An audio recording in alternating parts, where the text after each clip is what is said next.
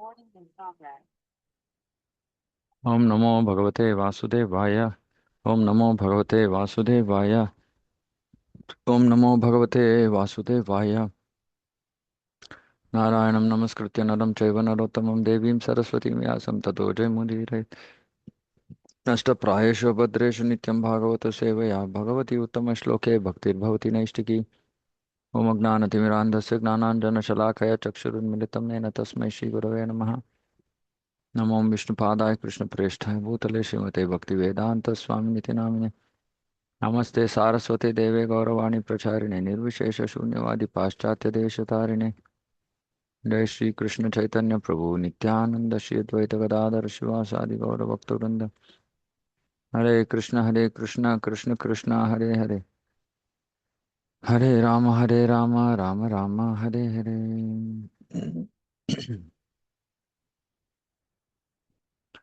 So today we're going to start Canto 8, Chapter 2, title The Elephant Gajendra's Crisis.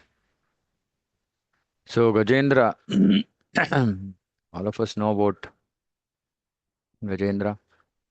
Um, so we'll hear in more detail. Sri Shukovacha आसीद् गिरिवरो राजं Trikut इति विश्रुतः क्षीरोदेनावृतः श्रीमान् योजनायुतम् उच्छ्रितः. Shukadev Goswami said, "My dear king, there is a very large mountain called Trikuta.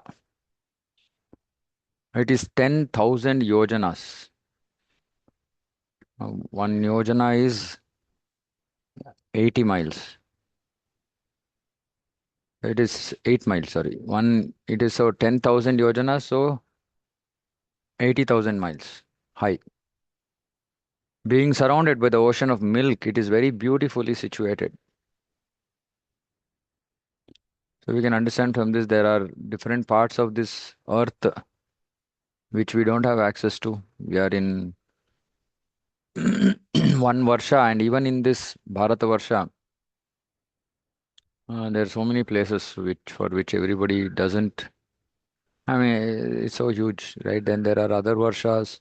Then there are places beyond this Jambu Dvipa.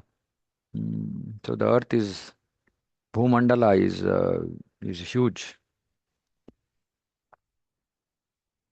and even in Jambu Dvipa there are sections of Jambu Dvipa which can be accessed only by qualified jivas, not by everybody. So there are some varshas which are where the jivas having gone to Swarga after enjoying the fruits of their karma, then last few years of their punya they spend on in this it's called Bhauma Swarga. So there are so many things, which is why sometimes some devotees get mesmerized by all this and say, "Okay, I want to go and see all those places before going to Goloka." But we can understand they're not eternal anyway. They have characteristics of this material world, but they might be superior. It's like, people get so excited about going outside India. Yeah, maybe they are more beautifully created, but it's the same thing. Other Varshas also, there are better places, etc., etc. But ultimately, they're all temporary and they'll get destroyed.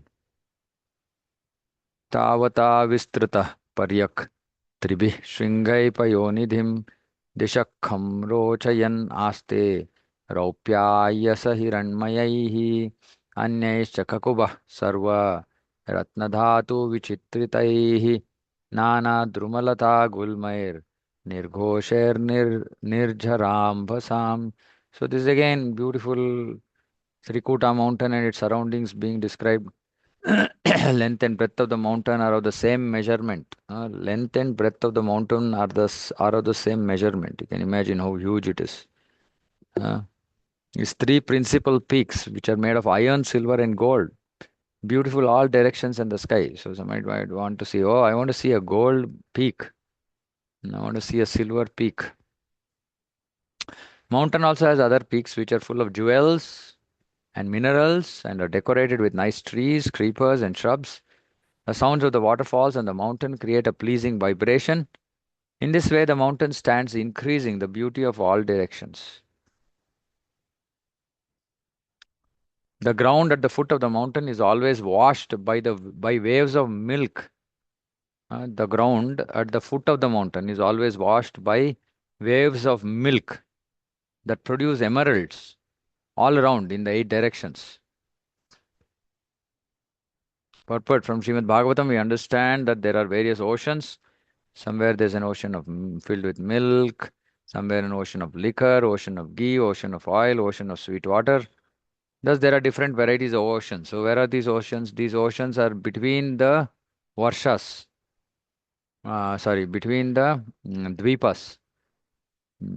So, between every two dvipa, there is some ocean.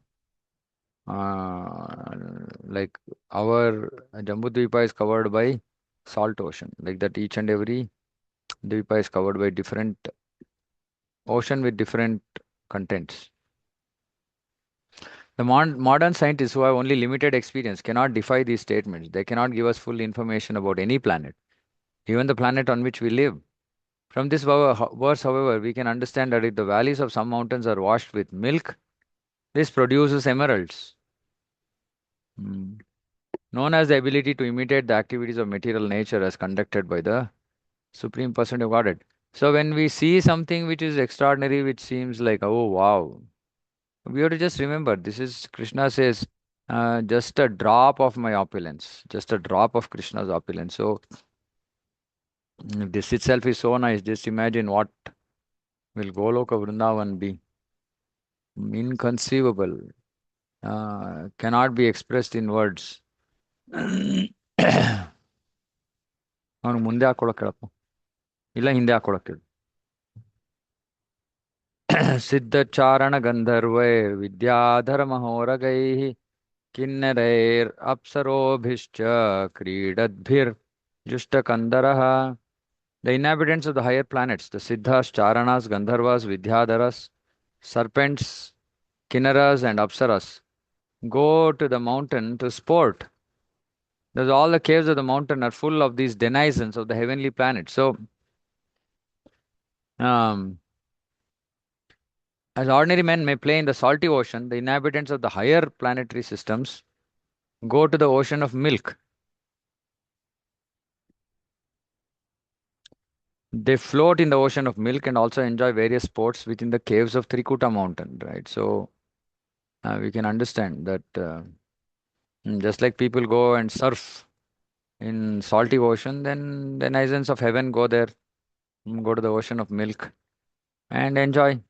That's all. What else is there? In Swarga also enjoyment, nothing else.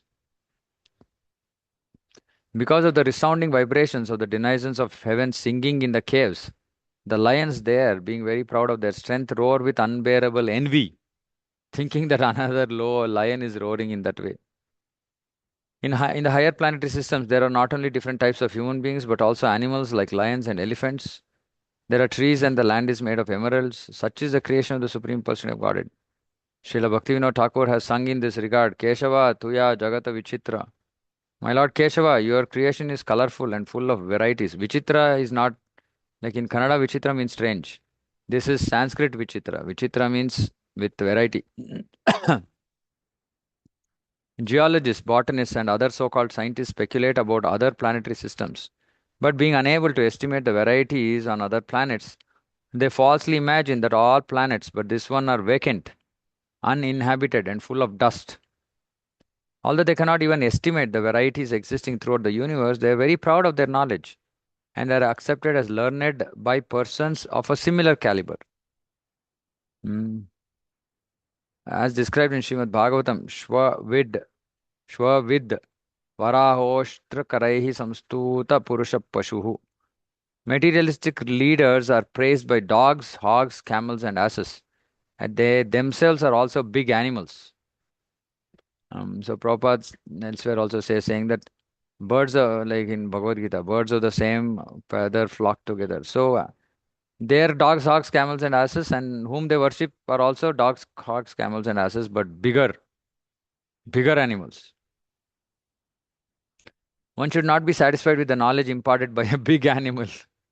Rather, one must take knowledge from a perfect person like Shukadev Goswami. Mahajano yena gatassa pantaha. Our duty is to follow the instructions of the Mahajanas. There are 12 Mahajanas, and Shukadev Goswami is one of them.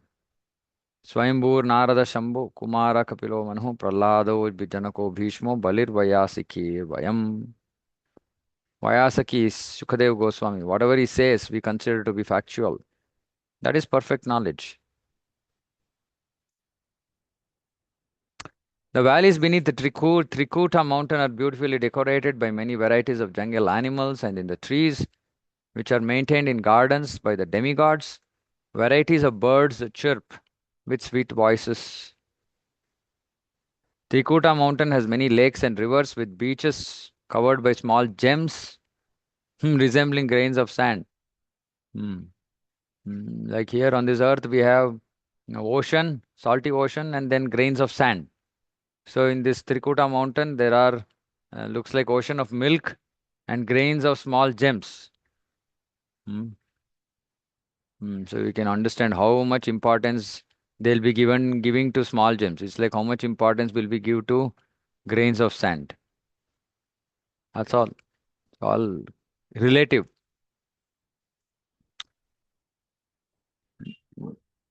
The water is as clear as crystal, and when the demigods damsels bathe in it, their bodies lend fragrance to the water and the breeze, thus enriching the atmosphere. Even in the material world, there are many grades of living entities. The human beings on earth generally cover themselves with external fragrances to stop their bad bodily odors. But here we find that because of the bodily fragrance of the demigod damsels, the rivers, lakes, breeze, and the entire atmosphere of Trikuta mountain also became fragrant. So, body of these demigods, bodies are themselves fragrant. So, they don't need any external perfume, deodorant. Since the bodies of the damsels in the upper planetary systems are so beautiful, we can just imagine how beautifully formed are the bodies of Vaikuntha damsels. Or the damsels in Vrindavan, the gopis. So Prabhupada is saying, don't get distracted. It's okay. Maybe the women in the upper planetary systems might be beautiful, but they're nothing. They're nothing compared to those in Vaikuntha and even especially those in Goloka. Because Radharani is the source of all beauty, is the source of all these Lakshmis, the source of all feminine power, and she's inconceivably beautiful. Mm. There's one, mm, so some scripture, some our acharyas write saying, um, so when the Manjaris, they see Radharani, they're amazed. They're amazed by her beauty, and they say, how fortunate, how come we ended up with her? Like that. All the Manjaris, like so it's like the most exalted association, most exalted person to be with uh, Radharani. Even Krishna is enamored. Uh, Madana Mohana Mohini she is. So this beauty of this material world is nothing. Mm. So sometimes, when people get distracted or attracted by the beauty of this material world, and just see they're just lumps of matter, nothing else. Uh, but the beauty in the spiritual world is real and inconceivable and not gross. Mm. Every aspect of Radharana's beauty is beyond class. It could be her, beautiful eyes. It could be her beautiful hair. Mm. It could be her beautiful lotus feet. Mm. So anyway, my point I'm making is, if in case Anybody is getting distracted by any of this material beauty, this is nothing. Mm. Prepare yourself to go and experience real beauty. That's what we are. And Radha and Krishna are that, uncomparable, the best couple, topmost, in all respects, in all respects. In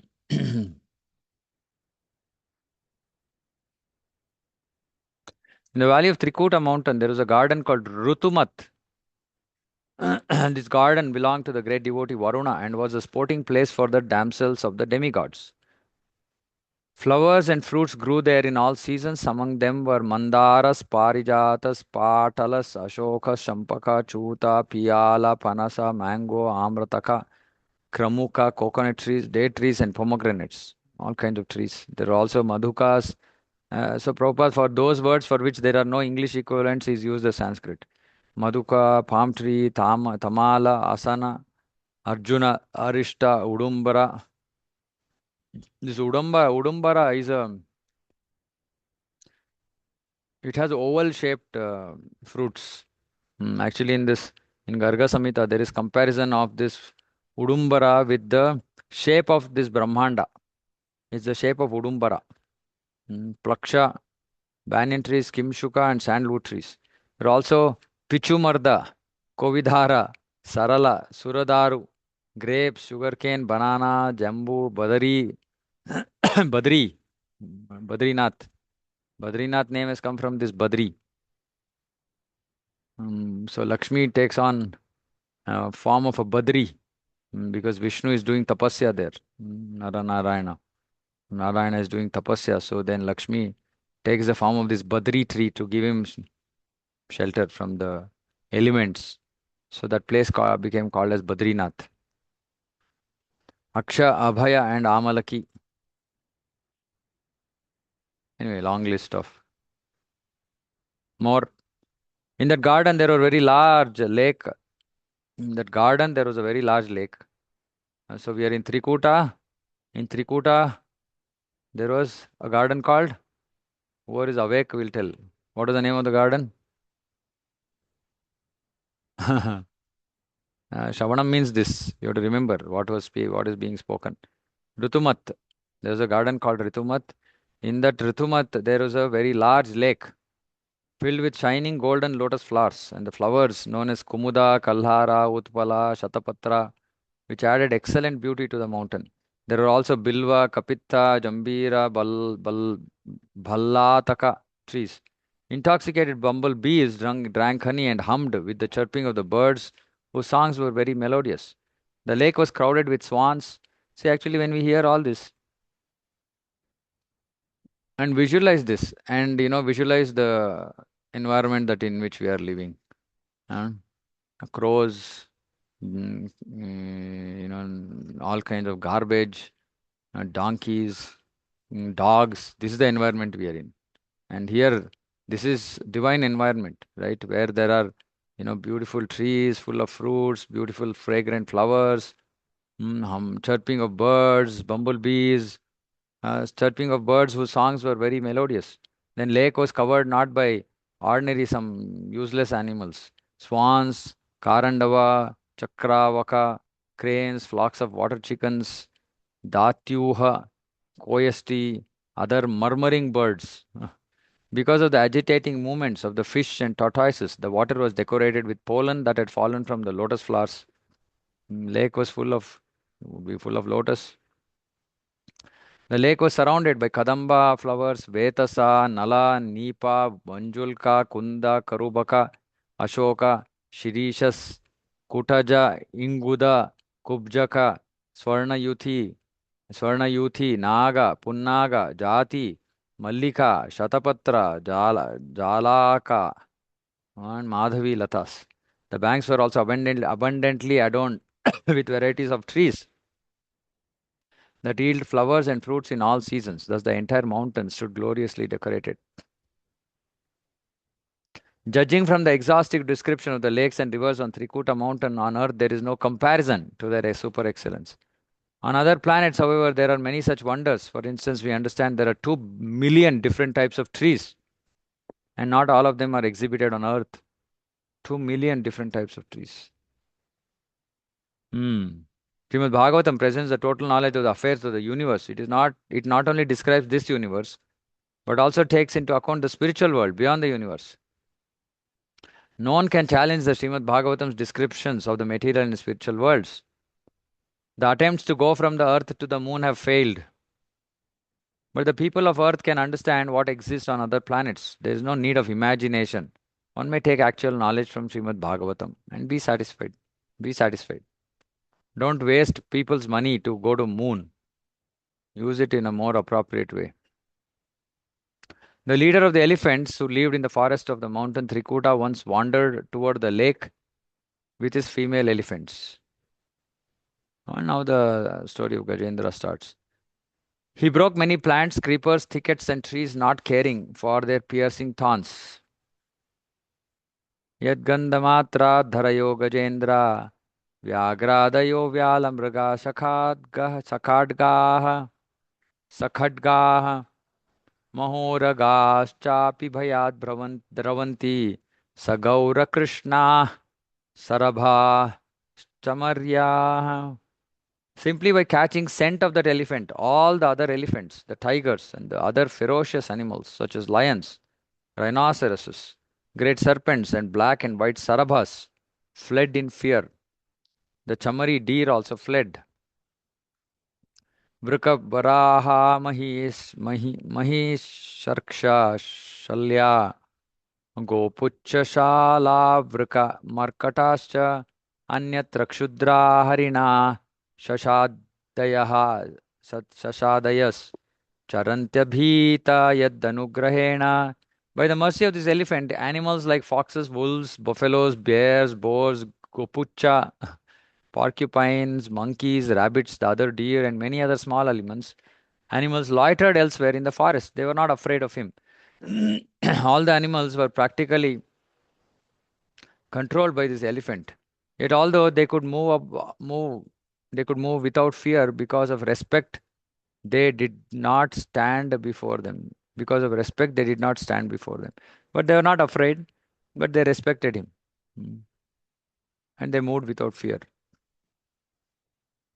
सघर्म तप तक करिभिप करेणु भुयेर वृतो मदच्युत करभैर अनुद्रुता अनुद्रुतः गिरिं गरिम्ना परितप्रकम्पयन् निषेव्यमाणो लिकुलैर् मदाशनैः सरोनिलं पङ्कजरेणुरूषितम् जिग्रं विदूरान् मदविह्वलेक्षणः वृतस्वयूथेन तृषार्दितेन तत् सरोवराभ्यासम् अथागमद्रुतम्. Surrounded by the herds, other elephants, including females, and followed by the young ones, Gajapati, the leader of the elephants, made Trikuta tremble all around because of the weight of his body.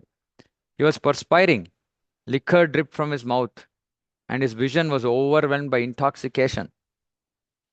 This is the nature of elephants. He was being served by bumblebees who drank honey, and from a distance he could smell the dust of the lotus flowers which was carried from the lake by the breeze. Thus surrounded by his associates who were afflicted by thirst, he soon arrived at the bank of the lake. So this description is to just understand a materially engrossed jiva called Gajendra.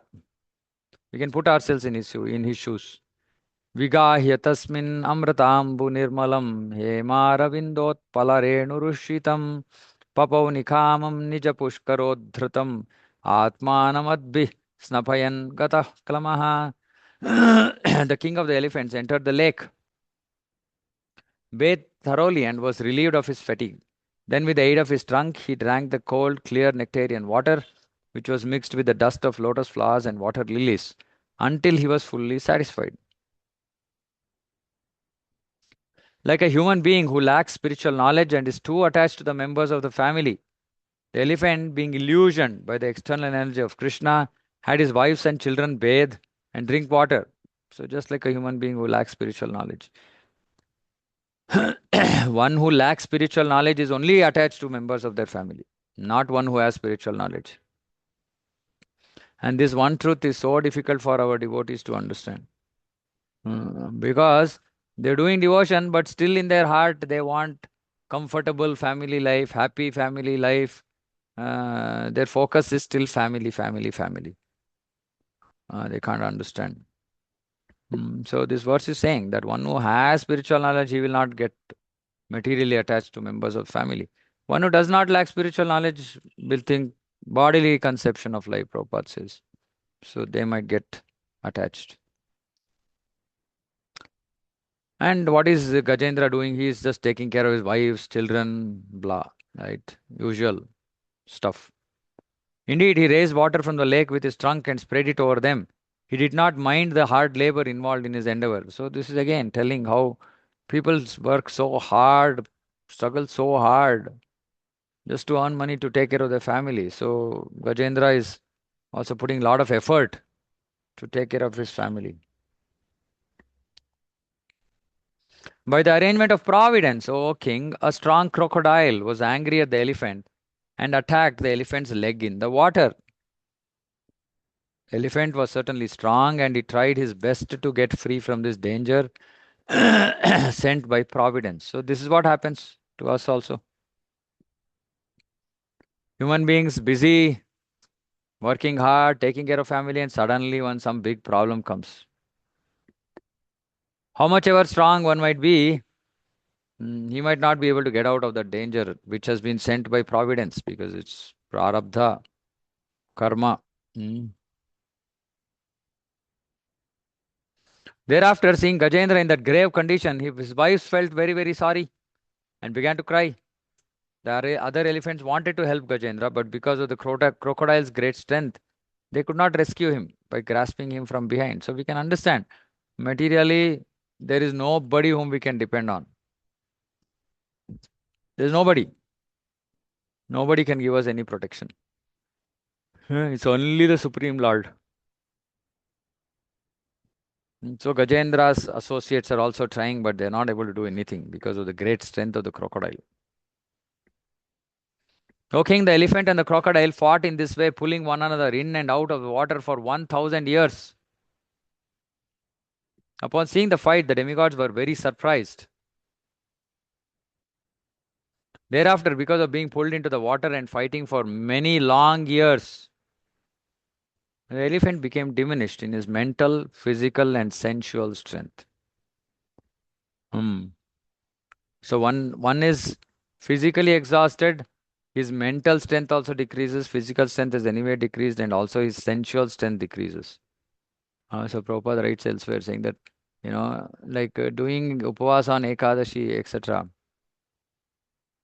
makes us realize that we are not the body. And those who are too much attached to sense gratification, if they do Ekadashi and their body weakens, then they'll realize, oh, at some point of time my body will weaken, then I cannot enjoy sense gratification like now.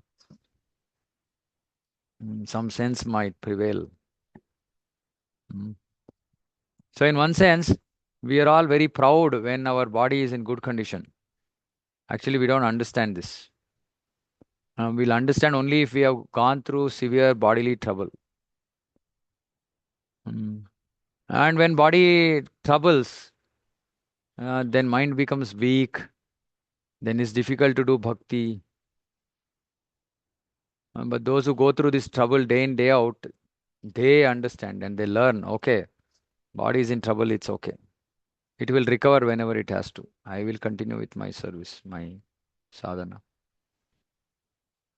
So it's training for those devotees who have suffering in their life. We are being trained. We are being prepared to give up this material body. So we should be happy. We don't have to feel sad. Those, because of material fortune, maybe because you have a good karma in this life, and maybe you're not undergoing suffering, you have to somehow still learn. Because this learning, because we are blindly attached to our body. Just little something happens to the body, we start worrying. Oh, this might have happened, that might have happened. Oh, I have to go to the doctor, I have to get this test done, that done. Maybe there's really no concern. But yeah, everybody is so attached. They think that if I leave this for one day, then it will become very big. Nothing like that. If it has to become big, it will anyway become big. If it doesn't have to become big, it will anyway not become big. So why speculate about these things? Simply engage in the service of Krishna. Mm. But when this happens, actually, we become very weak. We cannot understand. Uh, so if somebody wants to experience Trinadapi Sunichena, and you're not able to come to that platform, pray for some problems like this. When you will actually understand what it is. Because when body is not supporting, mind is not supporting, everything is pushed down, mm, then we understand, oh, we are nobody. I don't even have control over my own health, like that. The crocodile, on the contrary, being an animal of the water, increased in enthusiasm, physical strength, and sensual power. In the fighting between the elephant and the crocodile, the difference was that although the elephant was extremely powerful, he was in a foreign place in the water. During 1,000 years of fighting, he could not get any food, and under the circumstances, his bodily strength diminished. And because his bodily strength diminished, his mind also became weak and senses less powerful. This is what I'm saying. When body becomes weak, mind also becomes weak. Senses become less powerful. Otherwise, people are always, I have all the energy, let me sense gratify. Not forever. The crocodile, however, being an animal of the water, had no difficulties. He was getting food. There was therefore getting mental strength, sensual encouragement. Thus, while the elephant became reduced in strength, the crocodile became more and more powerful. Now, from this, we may take the lesson that in our fight with Maya, now Prabhupada is explaining the whole context. In our fight with Maya, we should not be in a position in which our strength, enthusiasm, and senses will be unable to fight vigorously. So, we have to fight Maya and not go along with Maya. So, for us to fight Maya, we need strength. Of course, it's not our bodily strength. Mm. We require mental strength more so. And that mental strength requires spiritual strength. Mm. And we also need enthusiasm. Life can be difficult sometimes. We know of so many devotees who are so enthusiastic, they want to do different kinds of services. But situations are preventing them. Somebody's body, somebody's office, somebody's something else. But still, we have to go on with enthusiasm. Utsaha, Nishchaya, Dhairya. Our Krishna consciousness movement has actually declared war against the illusory energy, in which all living entities are rotting in a false understanding of civilization. The soldiers in this Krishna consciousness movement must always possess physical strength, enthusiasm, and sensual power. Now, this is not so much in our hands. Mm. We can. Yesterday, in our Holy Mao Center, we celebrated Nasimha Appearance Day. We have to just depend on him. We have to depend on Krishna. Mm. To keep themselves fit, they must therefore place themselves in a normal condition of life. Now, this is important. What constitutes a normal condition will not be the same for everyone, and therefore there are divisions of Varnashrama. So, Prabhupada is saying, if you remain in your normal condition, then you can keep yourself fit. Not that everybody does whatever they want. So, Prabhupada is saying, follow Varnashrama. Brahmana, Kshatriya, Vaishya, Shudra, Brahmacharya, Grahastha, Vanaprastha, Sannyas. Especially in this age, it is advised that no one takes sannyas. Okay, Ashwamedham, Gavalambam, Sannyasam, Palapaitrikam, Devarena Sutotpattim, Kalau Pancha Vivajayat. Mm. Anyway, this is a general direction for Mayavadis, not for devotees, not for devotee sannyasis. A point being that right now the civilization is animalistic because there's no varnashrama and everybody is doing whatever they are doing. So it's not a normal condition of life. And in normal condition of life, what happens? BP and diabetes come. Mm. Because it's not normal condition, it's tension condition. All the time worried, this, that, pressure, work pressure, people pressure. Just what will happen? Mm. Body has only so much capability to deal with all this, and mind also has only so much capability. And then it affects the health. From this, we can understand that in this age, the sannyasa ashrama is forbidden because people are not so strong. Again, it's just because people are not strong. Sri Chaitanya Mahaprabhu showed us an example in taking sannyas at the age of 24, but even Sarvabhauma Bhattacharya advised Sri Chaitanya Mahaprabhu to be extremely careful because he had taken sannyas at an early age. For preaching, we give young boys sannyasa, but actually it is being experienced that they are not fit for sannyasa. There is no harm, however, if one thinks that he is unfit for sannyasa. If he is very much agitated sexually, he should go to the ashram where sex is allowed, namely the Grihastha ashrama. This is the only condition for somebody to enter Grihastha ashrama. Of course, for Matajis they have to enter. Is for Prabhus. That one has been found to be very weak in one place does not mean that he should stop fighting the crocodile of Maya. Okay, maybe somebody cannot, or somebody is agitated sexually, doesn't mean that he just gives up the whole struggle itself, fight against Maya. No, take the appropriate ashrama and fight. One should take shelter of the lotus feet of Krishna, as we shall see Gajendra do, and at the same time, one can be a grihastha if he is satisfied with sexual indulgence. Of course, and this is also Prabhupada says this is just itching. That's all, just itching of the skin. When we have some itching, for some time we itch, we scratch, and then the itching goes. It's just like that. Mm.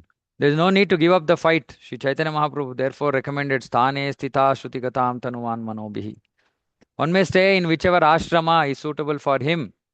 It is not essential that one takes sannyasa. If one is sexually agitated, he can enter the grihastha ashrama. But one must continue fighting, for one is not in a transcendental position. To take sannyasa artificially is not a very great credit.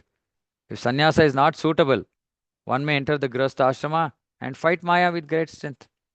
But one should not give up fighting and go away. See, this is the most important thing. Sometimes some, like devotees take sannyas. Prabhupada is saying they're not fit. They might come down to grihastha ashram. It's okay. It can be seen as a fall down, but the whole point possibly, is to say that however, somehow or the other, we have to continue our fight. That's the important. And see why Prabhupada uses such words. In our center also, I keep saying that we need military discipline because Prabhupada said military discipline. We keep looking at the clock. Exactly, it has to be that time only when Aarti has to start, when things have to happen. Uh, because Krishna consciousness, Prabhupada said, is like military discipline. So similarly, he uses this analogy multiple times. Military, fight, army, struggle, this kind of words. Which means that Maya is extremely difficult. She is extremely difficult to overcome. So one has to fight all the time. What do you imagine? I mean, if you're on a battlefield, can you just stop fighting for some time? I mean, you'll be dead. So no question of stopping fight against Maya. She's going to keep coming back. She's going to give us more and more allurements, pull us out, because that's her job. Krishna has given her job saying that test these people. They are saying that my devotees test them. So Maya is going to test.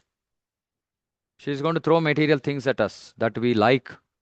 Somebody was telling the other day, saying, Prabhu, suddenly if I start hearing some Hindi songs, some old songs, I start humming along. What to do? Like this, yeah, Maya is attacking. You just understand Maya is attacking. Somehow I have to protect myself, run away from this place if it possible. Do something.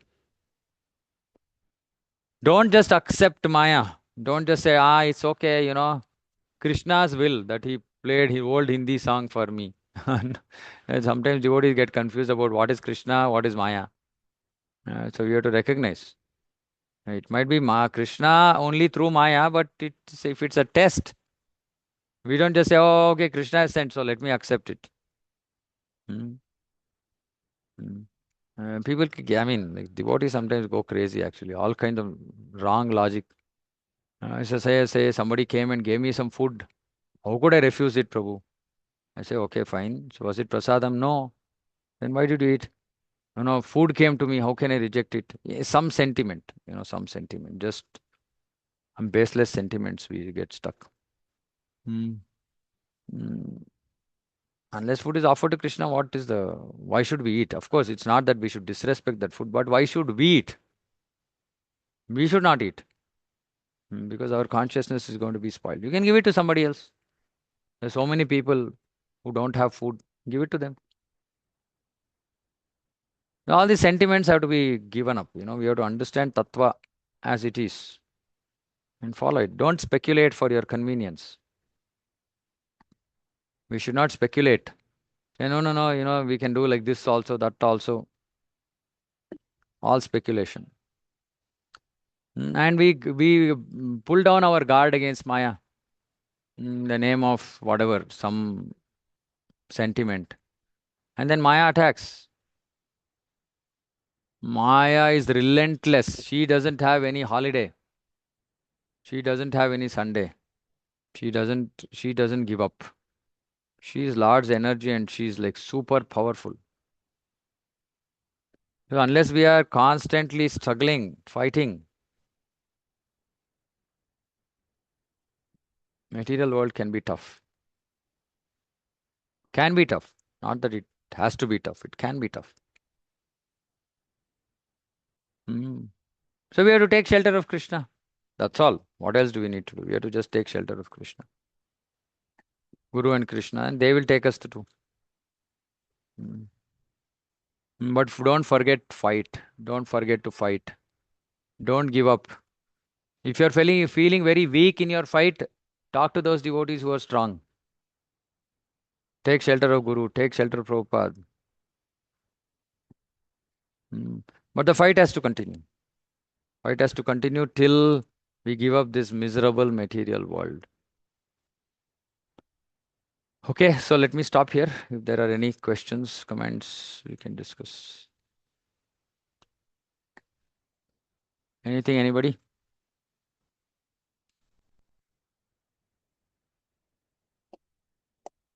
All okay? Okay. If everybody is happy and satisfied with their Krishna consciousness, we close today's class. Shrimad Bhagavatam की जय जगत गुरु शिला प्रभुपाद की जय समवेत गौरव भक्तवृंद की जय वाञ्छा कल्पतरुभ्यश्च कृपा सिन्धुभ्येव च पतितानां पावनेभ्यो वैष्णवेभ्यो नमो नमः अनंत कोटि वैष्णव की जय समवेत गौरव भक्तवृंद की जय हरे कृष्ण Hare Krishna Prabhu.